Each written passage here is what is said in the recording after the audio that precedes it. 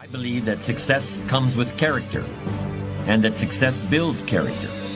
I don't believe, as apparently some people still do, that suffering and defeat are necessary for developing the soul. I know they're not good for the body or the mind. Failure doesn't make you feel better, either mentally or physically. Of course, it's an inevitable part of life, and you do yourself a favor by taking the opportunity to learn from your failures. But I think there's no point in continuing to bang your head against the wall once you realize it hurts. I don't mean to sound hard-hearted about this, but I believe that if you reach a certain age, and if you really haven't achieved very much in your own terms, I don't think you can ascribe this to bad luck or a difficult childhood or any other external factor. I personally feel that your strength of character does come into question at that point. And let me make it clear that your definition of success may be different from the next person. I'm not implying that you need to have a fat bank account or a Rolls Royce to be successful. But if having those things is integral to your definition of success, then that's what you should be aiming for. Let me illustrate what I mean by describing the philosophy of a very successful and interesting man named Steve. Although he was still in his mid-40s, he had already founded a very profitable advertising firm in the Midwest and had sold it to one of the country's largest agencies for roughly 3 times his company's annual gross. So he had become a very wealthy man, and he had plenty of years left to enjoy it. During a discussion with some friends of his, the topic turned to the career problems of a mutual acquaintance, a man of obvious intelligence who had an MBA from one of the most prestigious universities in the country. His high level of ambition had led him to strike out on his own as soon as he got his business degree. But now 15 years had passed, and his consulting firm was still hard-pressed to pay the rent on his office. Oddly, he still continued to impress everyone who met him as an extremely sharp all-around businessman. He read the Wall Street Journal every day. He knew the names of all the CEOs of the major corporations. Talk to him for 5 minutes and you would think he was a real player in the business world, but he had never made any money. Steve's friends were confused by the whole idea of a good businessman who's never had success in making money. They felt it was like saying someone is a great baseball player, but he strikes out all the time and makes a lot of errors. Steve thought about this for a minute and then offered his perspective. In the business arena, I believe achievement is a prerequisite for calling someone successful. You can't be a good businessman and never make any money. A good tree bears fruit. If it doesn't, it's not a good tree. I think Steve's analysis is right on the mark for a certain segment of the business arena. In certain professions, one of the highest goals you can achieve is to generate income for the company and thereby fatten your own bank account. In those businesses, success is measured by money, plain and simple. So if you're in that type of profession and you haven't made money, you probably should take some steps to strengthen your character. In other words, character isn't an abstraction that exists somewhere up in the sky divorced from the real world. There may be other things you should do also, but you should certainly do some soul searching and some character development. But let's broaden the scope of the discussion a bit and look beyond business success, where the measurement of achievement can be defined simply in terms of dollars and cents. I've already said that in my opinion you need a strong character to make money, and that if you haven't made money, your character very likely needs work. But I also want to stress my belief that it takes character to achieve success in any form, whether it's in the business world or anywhere else. There are some people who just aren't interested in making a lot of money. I'm not one of them, but I can see their point of view. For these people, achievement is measured in terms that aren't so easily quantified. According to Aristotle, 52 is the age at which a man's philosophy is fully formed. But it's okay to run a little behind schedule as long as you recognize it and do something about it. And you don't need volumes of books or the library in order to create a personal philosophy that will help you to achieve your goals. You can do that anywhere. You can do it right here. In fact, we could all do ourselves a favor by developing the philosophy of an ant. There are at least two reasons why ants are unique and important. For one thing, an ant always knows where it wants to go, and it keeps trying to find a way of getting there, no matter what. If you put a pebble in front of an ant, the first thing it does is try to find a way around the pebble. It tries to go one way. If it can't get around there, it tries to go the other way. And if it still can't get around, then it tries to climb over the pebble. And if for some reason it can't climb over the pebble, it will try to lift the pebble, even though the pebble may be hundreds of times larger than the ant itself. And if it finds it can't lift the pebble, it will look for other ants to help. And if all the ants working together can't lift the pebble, they will finally start digging a tunnel underneath it. And even if that doesn't work, they will literally start trying to gnaw their way through the pebble. How long will they keep trying? They'll keep trying until they die, because the one thing they will never do is quit. That's the ant's philosophy of achievement, and we might all want to incorporate it into our view of the world. The other reason ants are important is because of what they do in the summer. During the summer, the ants plan for the winter. They don't have any credit cards. They don't use the present moment to create debts and liabilities for themselves in the future. They use the present moment to create assets for themselves. Do you remember the fable about the ant and the grasshopper?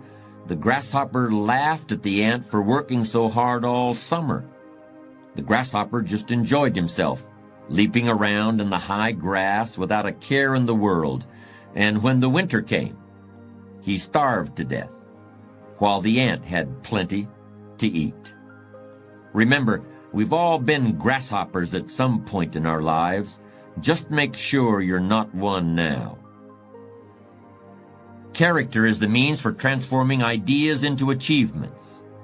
It's somewhat abstract in the sense that you can't lay your hand on it or point to it or weigh it on a scale. But in a very real sense, character is what allows you to get where you want to go. If you want to drive from your home to a store on the other side of town, you'll need an automobile with gas in the tank, and you'll need keys to start the car. But you'll also need to know how to drive. You'll need judgment based on life experience to tell you when to step on the brakes if the light up the street changes to red. You'll need a true intention to reach your destination so that you don't keep stopping for coffee and a piece of pie every 10 minutes. You'll need to know how much time to allot to the trip so you can get home in time for whatever else you have to do. And you'll need enough maturity to call and say you're going to be late if you get stuck in a traffic jam. You can't lay your hand on any of those things, and you can't measure them with a yardstick. But they're as important to reaching your destination as the car or the gas or the keys to start the engine. They are analogs of character. Let's continue this comparison for another moment or two. There are all sorts of ways to keep track of the condition of a motor vehicle. You can look at the tires to see whether they've worn out their tread. You can look at the odometer to see how long it's been since you've changed oil. And you can turn on a switch and then walk around the car to see if the headlights and the taillights are working properly. There are objective indicators of the condition of your car. Similarly, there are ways of objectively evaluating your achievements. Most people don't take advantage of them as often as they should, but they're available nonetheless. For example, you can put together a financial statement in order to determine your net worth. You can hire an appraiser in order to learn the market value of your house. You can compare where you were 10 years ago to where you are now in order to determine the degree of progress you've made in your life. As I've tried to explain, achievement depends on character in the same way that a successful drive to the grocery store depends on knowing when to apply the brakes and when to step on the gas. But how can you know if your character is in good enough shape to get you where you want to go? To continue the metaphor we've been using, there are ways of discovering whether you still know how to drive without having an accident. I believe there are ways of evaluating the strength of your character that are almost as clear as the depth of tread on a tire or the amount of gasoline in the tank of an automobile. In order to use these techniques for character evaluation, all you need is a commitment to be ruthlessly honest with yourself. At first, that kind of ruthless honesty may include a little bit of pain, but once you accept the fact that character is basic to achievement, you'll gladly pay the price. Just as the gas gauge of a car indicates full and empty, with several demarcations in between, you can learn whether your character has enough fuel to get you to your life's destination. You can learn to tell whether you're on full or empty or somewhere in between. But while a car runs on only one fuel that is indicated by a single gauge, character, in my opinion, can be evaluated by 4 different imaginary gauges. Here's the first one. On the right-hand side of the gauge, corresponding to the letter F for full on a gas gauge, I want you to imagine the letter R, which stands for refusal.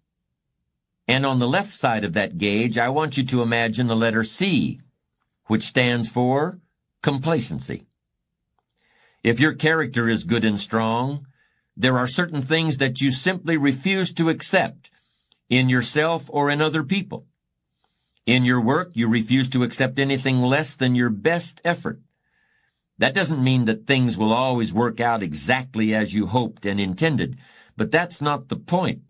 There will always be variables you can't control, but your effort level should always be maxed out regardless. With your family, your commitment should be just as strong. You should simply refuse to compromise in any area where your family needs and welfare are concerned. And with yourself, in your personal life, you should similarly refuse to accept pettiness or dishonesty or unethical behavior in any form. That's the right-hand side of the first character evaluation gauge. On the left hand is the letter C, which stands for complacency. But it also could be the letters LIS, standing for let it slide, or even WTDA for what's the difference anyway. Ask yourself where you stand on that scale. Do you have enough good, strong refusal to achieve what you want to achieve? If not, it's time to make a pit stop right now. The second character rating gauge has the letter D on the right, and on the left is the letter M. The D stands for decision, and the M stands for maybe. Ask yourself, are you a person who comes to a fork in the road and turns right or left? Or do you stop the car, scratch your chin, and say, well, maybe I'll go this way, and then again, maybe I'll go that way? And in the end, you go nowhere. Think about the big issues that are facing you in your life right now. It could be that you want to leave your job and start a business of your own. It could be that you want to get married. In any case, are you the kind of person who comes to a decision and puts it into action? Or are you someone who says, well, maybe, but then again, maybe not? Now imagine a gauge with a W on one side and an A on the other side. The W should be in bright red or orange, while the A should probably be a dingy green or pale yellow. That's because the W stands for want, as in, I want it now, or I want it real bad, or I want it so much I'll do whatever it takes to get it. The W means you'll go to law school for 5 years at night while working full-time during the day because you want to be a lawyer. The W means you'll get up at 4 o'clock in the morning every day to work on your novel because you want to be a writer. It means you'll travel from one end of the country to the other many times in order to find a doctor who can make your child well. I know people who have done all those things because they wanted something and eventually they got it. The A stands for apathy. That's where you really don't care what happens. And if you really don't care what happens, it's just as well, because it certainly isn't going to be anything good. Now we come to the last of our imaginary character gauges. On the right-hand side is the letter P, and that stands for promise. And on the left-hand side is a letter F, and that stands for fear. If you are a person of strong character, you will promise yourself that you will achieve your goals or what? It doesn't matter, because you never consider that possibility. You have made a promise, and you're going to keep it. When you set out to drive to the grocery store, you don't stop at the doorway and think, what will I do if I don't make it? You simply intend to get to the grocery store. You know you're going to get there. You will get there. It's simply assumed. Fear is simply the inability to make a promise to yourself. It kicks in when you start thinking about all the bad things that can happen to you on the way to your destination. And before long you're thinking, wouldn't it be easier just to stay home? Isn't it safer to just stay in bed? Isn't it better to pull the covers up over my head? In this discussion, we've been using the metaphor of going across town in a car. Let me conclude by referring to another little excursion, and it's one that I know for a fact you have already taken. When you were learning how to walk, you made a silent promise to yourself that you were going to do it. It may have been scary at times. You surely stumbled again and again. Tears surely fell from your eyes, but no matter. You didn't even think about that. Each time you fell, you forgot about it as soon as you regained your feet, because you had promised yourself you were going to walk across the room. And you did it. How long did it take? Who cares? You did it.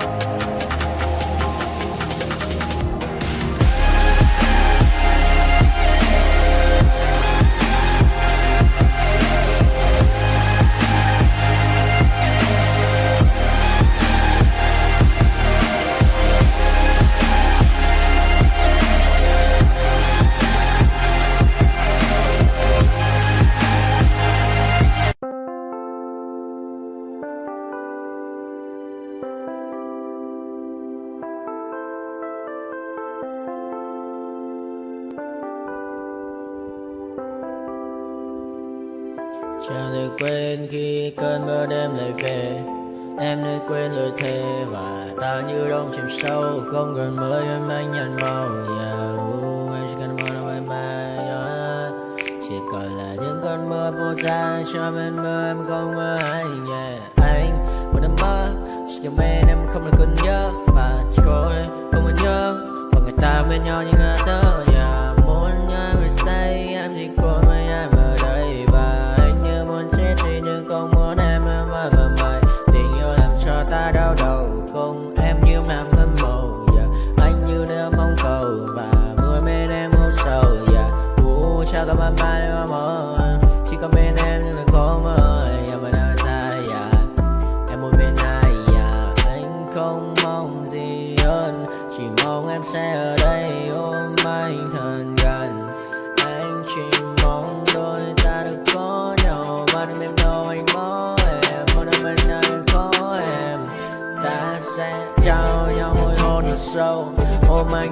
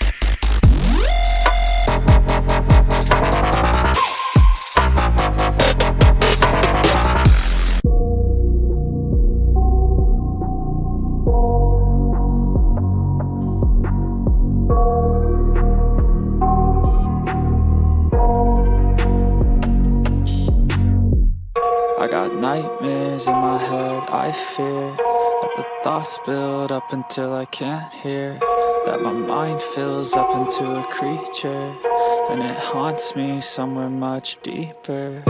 Anxiety, filling up every space, no privacy. And silently, it could build and build until you finally see, whoa, it's taking over, damn no closure, moving closer. No exposure, I just wanna be a loner.